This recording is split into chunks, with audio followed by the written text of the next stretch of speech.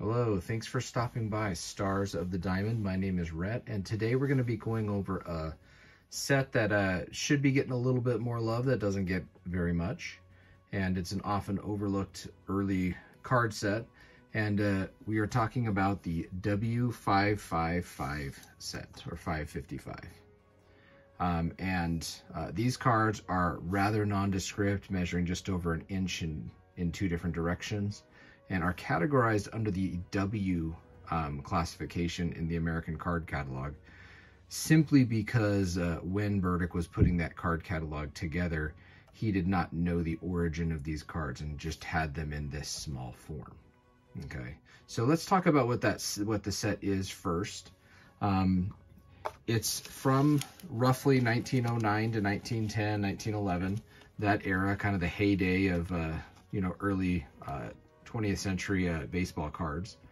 And it features a lot of the same players that can be found in many of the other E sets, or the early caramel and candy gum card sets, such as the E93, E94, E97, and E98 set. And the reason I'm making this video today is because I was recently able to pick up a small group of these and kind of wanted to go over them, just because I think they really are a lot cooler and a lot more interesting than they get credit for. So again, the cards themselves measure, just roughly over an inch in two different directions. And they are on just cardboard, on cardstock.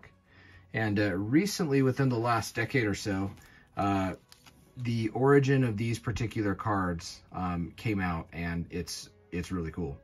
So the cards themselves, there are some of the biggest stars of the day: Hannes Wagner, Ty Cobb, Napoleon Lajoie, and people such as that are in this set. And here you can kind of see a nice example of the Ty Cobb. And that same picture is featured on several of his early E series cards. Now, a couple years back, the mystery was solved as to the origin of these. All right. And what I have here is, I just made this at home. This is the box which these cards came in.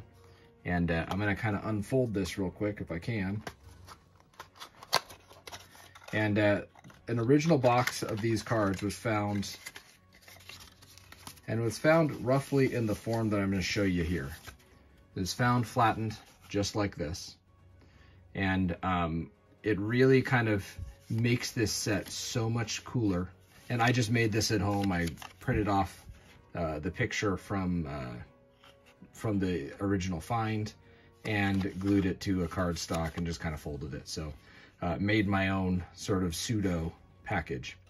But what we got going on here is actually, back in the day, you would have, and I mean, photography was in its, fairly early infancy to do so at home.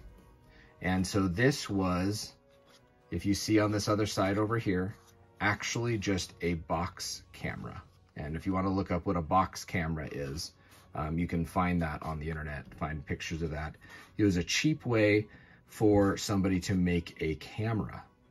And so this box is in the shape, obviously it says Baseball Snapshots, made by the J.S. Meyer Corporation in Philadelphia. And so let's talk about the box itself. So what this is a box camera, and it was a novelty. So they would sell this to the kids, in this form with candy or some sort of food inside, because it does have the Food and Drug Acts of June 1906 here. And that was basically the act that said you had to have sanitary conditions when food was being made. So obviously it comes after 1906, which the subject matter kind of indicates it would. But so what this was supposed to be is, this was supposed to be a toy camera, and the photos inside were actually supposed to be, at that point, ripped off as you find them here. And you can kind of see the example I have, and this is, kind of roughly the, actual size.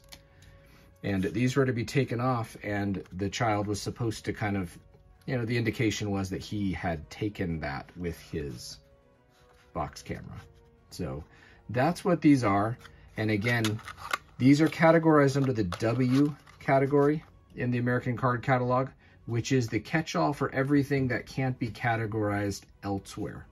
And so had Burdick seen this box with the maker indicating that it had been made by a candy or food producer, he would have included this in the E category.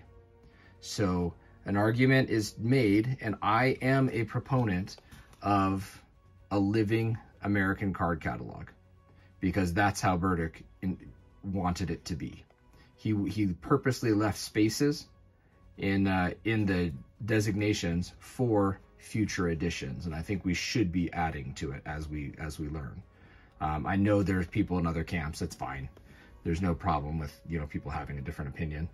But these should be categorized under the E category, and they should be a high number, E2 something, you know, 200 and something, because that's where the later additions to the E category have been added.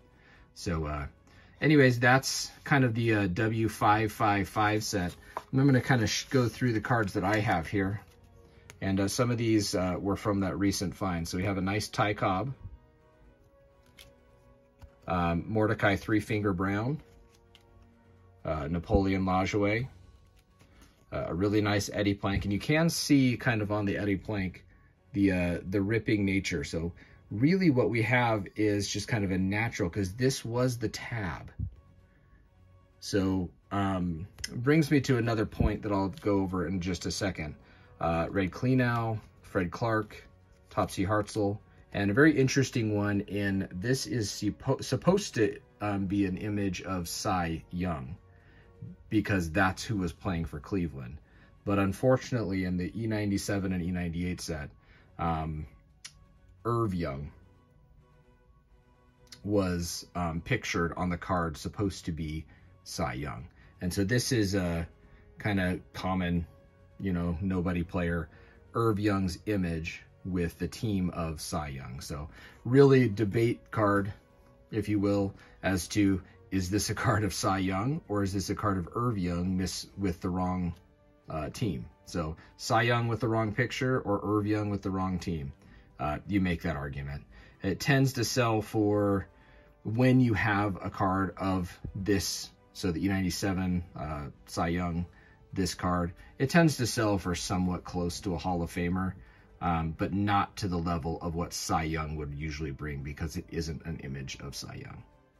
But so when these are being graded, and it's a source of, I don't know, annoyance to me personally, when they were made on the original box, if we kind of go back to this box, when these were made, they did have extra space around them. Okay, and it's debatable as to whether or not these were supposed to be cut out, but 95% of the examples that you will come across are missing this extra bit because of the grading game. People, you know, it's a strip card. Does it matter if I cut this down to get a better grade? Debatable, but that's largely what's been done, is people have removed the extra strips getting down to that white border so that they can elicit a better grade. And personally, this set, along with some other sets like the blue tint set from the late 1940s, are also the same thing happens, where people are trimming them down, and I would strongly encourage people not to do that. But so those are the cards, and without going too far into it, there is a related set that I have a couple cards of that I just kind of wanted to share, because they're often talked about along with the W555 set. And that is this uncatalogued 1912 era, I'm not sure where they came up with that date, but 1912 era strip card set. And you can kind of see size-wise, very similar. And I think the size and, you know, I'm not sure what else, just the close relation to the other set, they've always sort of been tied together. But these cards here are extremely rare. I think I have the entire set minus, I know there's a Hans Wagner that I don't have, but these don't appear to be, you know, kind of trimmed or cut from something. I'm not sure. It looks somewhat factory to me, even though they're not exactly the same size. But in this one we have Cy Young, so that is the real Cy Young. Larry Doyle, Bill Kerrigan, Oscar Stanage, and they indicate this is Mordecai Brown. I think this is actually probably like Boardwalk Brown or some other Brown, because that does not bear much resemblance to me to Three Finger Brown. So, but regardless, it's a Brown, and with a P on their jersey, I imagine that would be probably Philadelphia is who that team is supposed to be. But anyways, just wanted to kind of share. I was really excited about this Ty Cobb card. It's not every day that you get to add an early Cobb card, and there's, you know, likely in existence, you know, less than 10, 20 examples of this card, maybe more, but not many. So anyways, I hope you like that video. Be sure to subscribe and like the video as well. And as always, happy collecting.